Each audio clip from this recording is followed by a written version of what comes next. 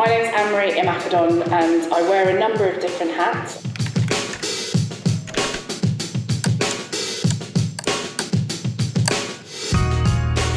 I'm the author of She's in Control.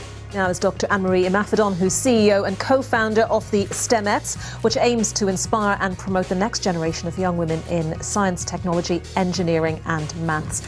And I do lots of other different bits and pieces. The things that land in my inbox, people are like, hey, there's this show called Countdown. Have you heard of it? Do you want to do numbers for a bit?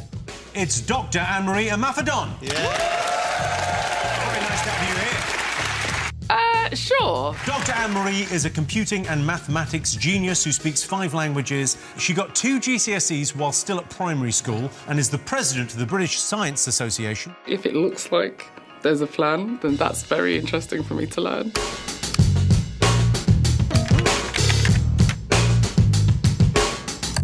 Are you special? I don't think so. I'll put it this way. I think everyone's special. I just don't think most folks have figured out what that special is. There's an element of the way I've been able to take opportunities and not be afraid to try things and fail and succeed that maybe is special. Like, there are a lot of things I can't do. A lot of things I don't remember.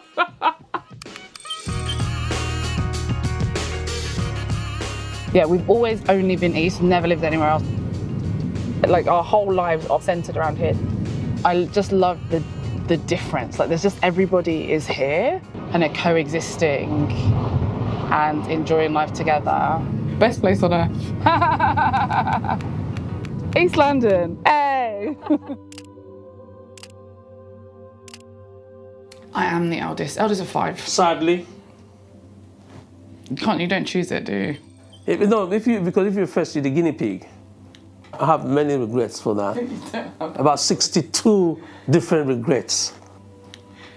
So school was frustrating in part because of the repetition. Education is repetitive because that's how most folks learn. And so it was frustrating. Like, we did this last year and I remember us doing it last year and it really made sense last year, so we can do something else. Then it just turned into, I'm just going to sit and talk to Tolu, I'm just going to sit and talk to Michael, I'm going to sit and talk to Rebecca. I realised that, she finishes her work early and then she gets into mischief. So we have to make sure that we see how we can get rid of that mischievous behaviours.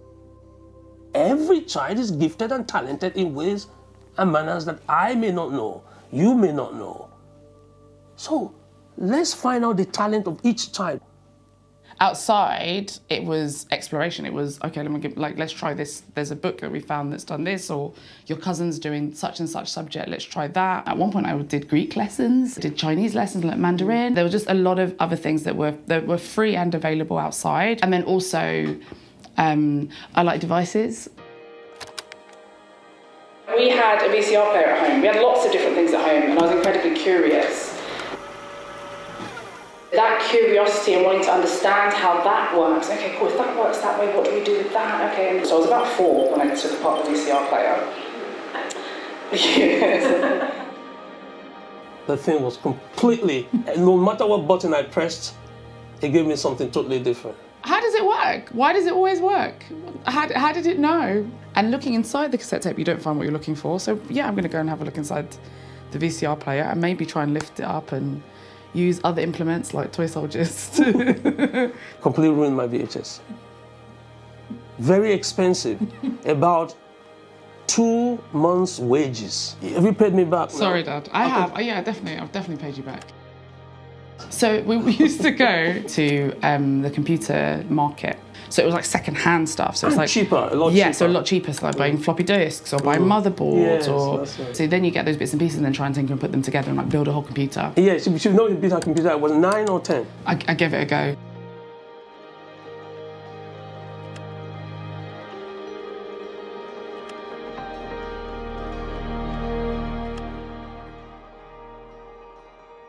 When I graduated from Oxford, the plan was to go to the city and work. It ended up being kind of working on the tech for the people that were in tech. I mean, I can say it now, but yeah, I'd sit on the computer all day for free. You didn't really need to pay me to do that. But I enjoyed it because I've always been very curious and always been like, we can use technology to solve problems.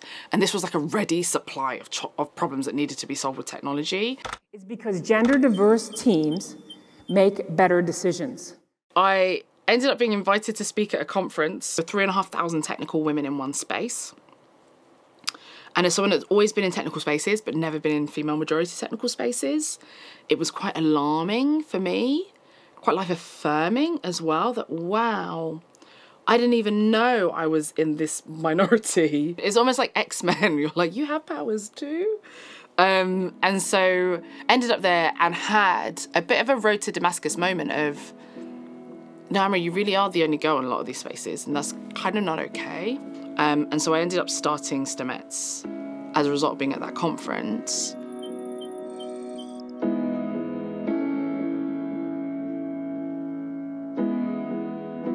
The dream is to work in the space sector. I am a first-year aerospace undergraduate. Biochemistry and like science to technology and financial markets.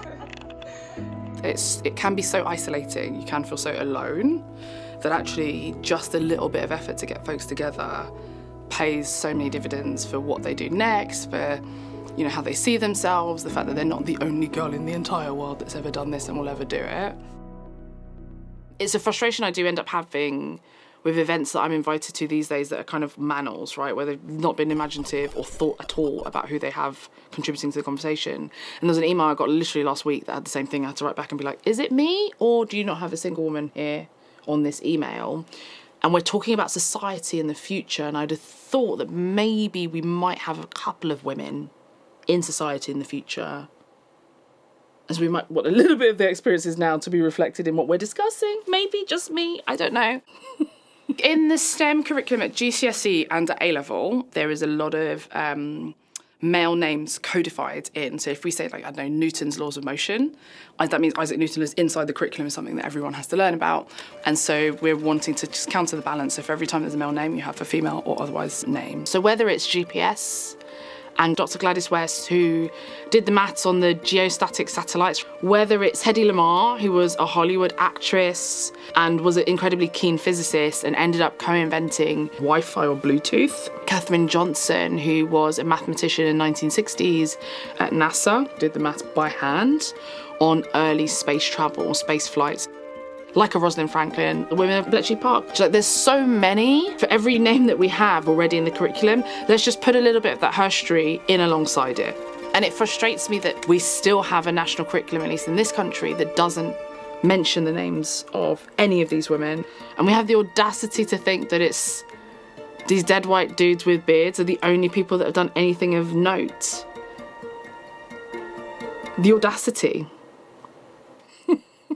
How dare we?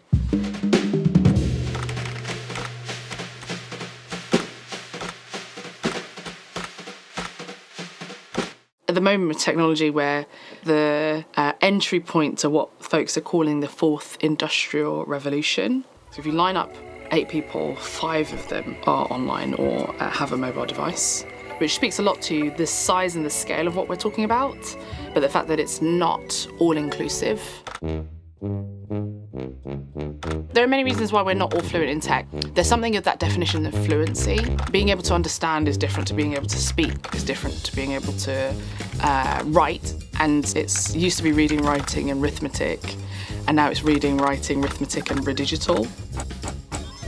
In access, there's access to opportunities, but there's also kind of norms, stereotypes.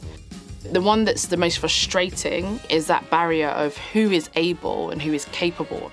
It's built on a lot of very intentional kind of social engineering, centuries, if not decades back, where if you're a young woman, for example, in a classroom, if it's a technical, if it's physics, if it's mathematical, if it's engineering related, the idea that that's something you might not get just by virtue of who you are, and the fact that it's really hard for you to actually see that any other woman has ever done maths or physics, engineering or technology before you, all of that then gets in the way of building fluency. But actually, if we'd solve that, we would allow so many more people to build that fluency and allow so many more people to then have agency and also solve so many problems. I am the new chair of UD Music Foundation. UD is here in East London and is all about opening up opportunities in a way that folks, especially from this area, might not have seen or observed or be aware that that is value that they can bring to this space.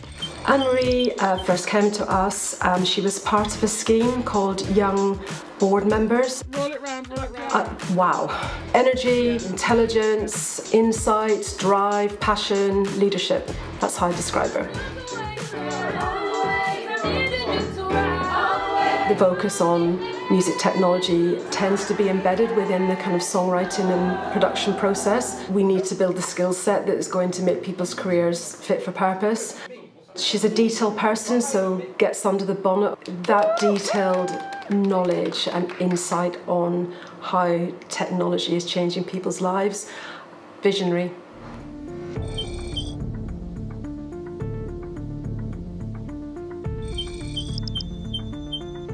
ALAB, or AID Lab, is the Artificial Intelligence Design Laboratory, and as far as we know, it's the world's first dedicated laboratory to bringing together design with artificial intelligence. The folks at Royal College of Art, like that is really, really cutting edge. A lot of folks don't get to see that, don't even imagine that a lot of those things are possible or that that would be a problem you want to solve. We look at transforming bio-waste into new materials and textiles.